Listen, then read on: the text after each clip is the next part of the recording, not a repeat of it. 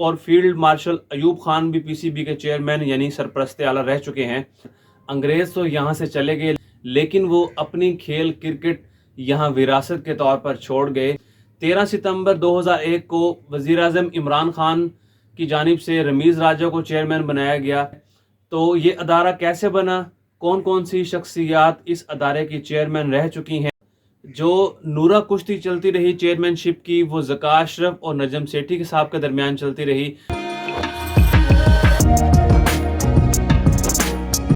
برِ صغیر کی تقسیم کے بعد، پاکستان اور انڈیا بننے کے بعد، انگریز تو یہاں سے چلے گئے لیکن وہ اپنی کھیل کرکٹ یہاں وراثت کے طور پر چھوڑ گئے، اور آج بھی پاکستان اور انڈیا دونوں ممالک میں کرکٹ سب سے زیادہ کھیلے جانے والی سپورٹس ہے۔ تو پاکستان بننے کے بعد 2 سال تک کرکٹ کے معاملات کو غیر رسمی طور پر اور زبانی کلامی طور پر چلایا جاتا رہا، لیکن اس کے بعد پھر board of control of cricket in Pakistan کے نام سے ایک ادارہ بنایا گیا 1949 میں، جس کو اب پی سی بی کہا جاتا ہے۔ تو یہ ادارہ کیسے بنا، کون کون سی شخصیات اس ادارے کی چیئرمین رہ چکی ہیں، اور کیا اس ادارے میں سیاسی مداخلت ہے، اگر ہے تو کتنی نوعیت تک ہے، اور آج تک جو ہے وہ اس کا سسٹم کس طرح سے چلتا آ رہا ہے، اور field marshal general Ayub Khan بھی اس کے چیئرمین رہ چکے ہیں، اس کی کیا کہانی ہے۔ تو یہ ساری چیزیں آج کی ویڈیو میں آپ کو بتائیں گے، ویڈیو کو اینڈ تک ضرور دیکھیے گا۔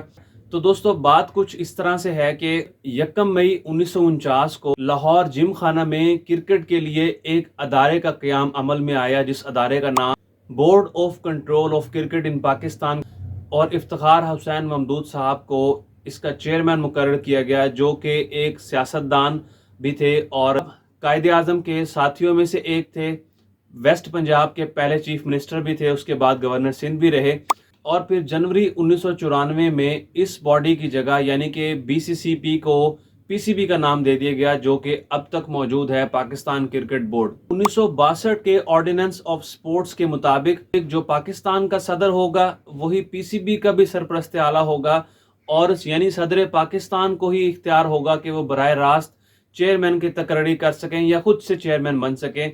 جس طرح سے میجر جنرل سکندر مرزا جو کہ پاکستان کے پہلے صدر تھے، وہ بھی پی سی بی کے چیئرمین رہ چکے ہیں، اور فیلڈ مارشل ایوب خان بھی پی سی بی کے چیئرمین یعنی سرپرست اعلیٰ رہ چکے ہیں۔ دنیا کے دیگر کرکٹ بورڈز کی طرح پی سی بی کا بھی اپنا آئین ہے، اور اسے وفاقی یا صوبائی حکومتوں سے کوئی مالی امداد نہیں ملتی، کیونکہ پی سی بی خود کفیل ادارہ ہے اور اپنی آمدنی خود پیدا کرتا ہے۔ 2014 میں پی سی بی کے آئین کو تبدیل کیا گیا، جس کے بعد پی سی بی کے جو ایگزیکٹو اختیارات ہوں گے وہ پہلے صدر پاکستان کے پاس تھے، اس کے بعد وہ وزیر اعظم کو شفٹ کر دے گئے۔ وزیر اعظم سرپرست اعلیٰ ہوگا، وہ خود چیئرمین نہیں بن سکے گا، لیکن وہ چیئرمین کے لیے سفارشات کر سکتا ہے، اور پھر بعد میں چیئرمین جو ہے وہ ووٹنگ کے ذریعے سلیکٹ ہوگا، جو کہ آج تک نہیں ہو سکا۔ مناسب فریم ورک ہونے کے باوجود پی سی بی کے چیئرمین کی تقرری ہمیشہ سیاسی مداخلت کا شکار رہی ہے۔ 13 ستمبر 2001 کو وزیر اعظم عمران خان کی جانب سے رمیز راجہ کو چیئرمین بنایا گیا، مگر جیسے ہی عمران خان کی حکومت ختم ہوئی تو 20 جنوری 2023 کو رمیز راجہ صاحب کو عہدے سے فارغ کر دیا گیا، اور پھر نجم سیٹھی چیئرمین بن گئے۔ اس کے بعد پھر چیئرمین کا عہدہ چھوڑنے کے اعلان کرنے والا ٹویٹ بھی پاکستان میں بہت زیادہ وائرل ہوا۔ تو یہ ساری چیزیں جو ہیں سوشل میڈیا پر جنگ ہو، یہ ساری چیزیں جو ہیں وہ پاکستان کرکٹ بورڈ میں مداخلت کو ظاہر کرتی ہیں۔ پاکستان کرکٹ بورڈ کی تاریخ میں ایک ایسا دور بھی آیا کہ پی سی بی میں سیاسی مداخلت اتنی بڑھ گئی کہ پاکستان کرکٹ بورڈ کو پولیٹیکل کرکٹ بورڈ کہا جانے لگا۔ چونکہ پی سی بی آمدنی اور اخراجات کے لحاظ سے ایک خود مختار ادارہ ہے، تو اس میں سیاسی مداخلت بلا جواز ہے۔ حکومت کو چاہیے کہ پی سی بی کے معاملات میں شفافیت اور احتساب کو یقینی بنائے، ورنہ پی سی بی ایک سیاسی جماعت کا دفتر بن جائے گا۔ جس طرح پاکستان کی سیاست میں غیر یقینی صورتحال ہے، اسی طرح پی سی بی کی چیئرمین کی نشست پر بھی ہمیشہ غیر یقینی کے بادل چھائے رہتے ہیں، جس کے پاکستان کرکٹ پر تباہ کن اثرات مرتب ہوتے ہیں۔ اس کی ایک مثال دوں آپ کو کہ جب آئی سی سی میں بگ 3 کی تشکیل ہوئی تو اس کے بعد بھارتی بورڈ کا اثر رسوخ بڑھ گیا، اور 2023 کا ایشیا کپ جس کی میزبانی پاکستان کو ملی تھی، بھارت نے اس میں آنے سے انکار کر دیا۔ تو اس کے بعد نجم سیٹھی صاحب جو کہ اس وقت چیئرمین تھے، انہوں نے یہ طے کیا کہ ایک ہائیبرڈ ماڈل بناتے ہیں کہ آدھا ایشیا کپ پاکستان اور آدھا ایشیا کپ سری لنکا میں ہوگا۔ تو یہ معاملات سارے طے پا گئے۔ تو نجم سیٹھی صاحب جب پاکستان آئے تو ان کو پتا چلا کہ وہ اب چیئرمین ہی نہیں ہے، اب چیئرمین جو ہے وہ ذکا اشرف بن چکے ہیں۔ تو ذکا اشرف صاحب نے وہ ہائیبرڈ ماڈل مسترد کر دیا۔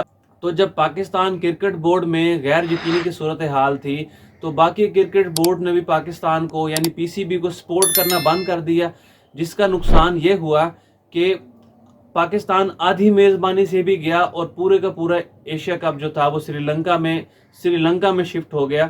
چیئرمین شپ کے لیے اہلیت کا انحصار سپورٹس مینجمنٹ میں تجربہ، سپورٹس سائنس میں باضابطہ قابلیت اور دیگر میرٹ پر مبنی معیارات کو ہونا چاہیے۔ تو دوستو اینڈ میں بات کرتے ہیں کہ کون کون سی شخصیات پاکستان کرکٹ بورڈ کی چیئرمین رہ چکی ہیں۔ اب تک جتنے بھی لوگ چیئرمین بنے ان میں صرف 2 یا 3 کا تعلق کرکٹ سے ہوگا، باقی سب جو ہے وہ کوئی بیوروکریٹ تھا، کوئی سیاستدان تھا، کوئی ایڈمنسٹریٹر تھا۔ تو اب تک 36 چیئرمین اپنے فرائض انجام دے چکے ہیں۔ محسن نقوی صاحب 37ویں چیئرمین ہیں۔ 3 لوگ ایسے چیئرمین بنے ہیں جن کا تعلق کرکٹ سے تھا، جن میں پہلے نمبر پر عبدالحفیظ کاردار صاحب تھے جو کہ قومی ٹیم کے پہلے کپتان بھی تھے۔ اس کے بعد اعجاز بٹ صاحب دوسرے ایسے چیئرمین تھے جو کہ کرکٹر تھے، لیکن اعجاز بٹ صاحب کے کرکٹ بہت تھوڑی کھیلی تھی، صرف 6 ٹیسٹ میچ کھیلے ہوئے تھے۔ اس کے بعد رمیز راجہ صاحب کو ایسے ہم کہہ سکتے ہیں کہ وہ تیسرے ایسے چیئرمین تھے جو کہ مکمل طور پر پروفیشنل کرکٹر تھے۔ جو نورا کشتی چلتی رہی چیئرمین شپ کی وہ ذکا اشرف اور نجم سیٹھی کے صاحب کے درمیان چلتی رہی۔ تو نجم سیٹھی صاحب تقریباً 4 سے 5 دفعہ چیئرمین شپ کے فرائض سر انجام دے چکے ہیں۔ جس طرح بے نظیر اور نواز شریف کی نورا کشتی چلتی تھی نا کہ کبھی بے نظیر وزیر اعظم ہے کبھی نواز شریف، اسی طرح ذکا اشرف صاحب اور نجم سیٹھی صاحب کی بھی چیئرمین شپ کے لیے نورا کشتی چلتی رہی ہے۔ تو بہرحال دوستو تو انشاءاللہ نیکسٹ ویڈیو میں ملاقات ہوگی، تو جڑے رہیے ہمارے چینل کے ساتھ، سبسکرائب کرنا نہ بھولے گا۔ انشاءاللہ نیکسٹ ویڈیو میں ملاقات ہوگی۔ اپنا خیال رکھیے گا، دعا میں یاد رکھیے گا۔ اللہ حافظ۔